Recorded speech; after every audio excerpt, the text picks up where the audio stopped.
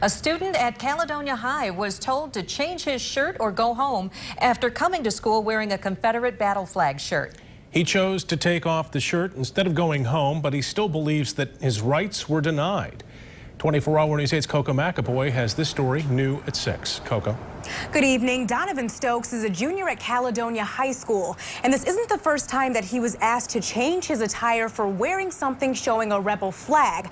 But he says he's not a racist, and he believes the school shouldn't take away his freedom of expression.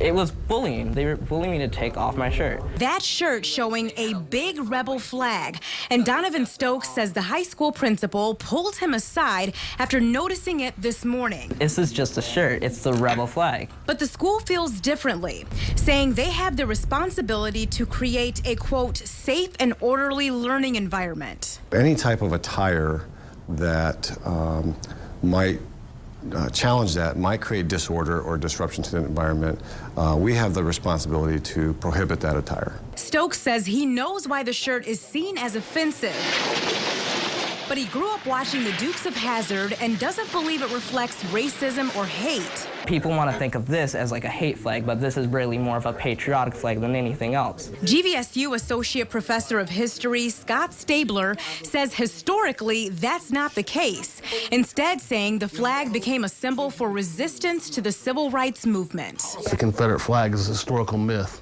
that it symbolizes something other than the Confederacy, which was all about sustaining the idea of human bondage. Stokes says that's not what he was intending to promote, and though he ultimately decided to take the shirt off, he thinks it could have started a discussion, and that the school agrees with. I do think a t-shirt can create those discussions. I think sometimes the message from our attire can be unintentional, or it can be intentional. It just depends. But whether it's intentional or unintentional, something that we still have to be aware of as the adults in the building that are creating this environment for our students. Stokes also said the school handbook doesn't directly state anywhere that he can't wear that kind of attire. But again, the school was saying that they believed that it could create a hostile learning environment. Live in studio control, I'm Coco McAvoy, 24-hour News 8.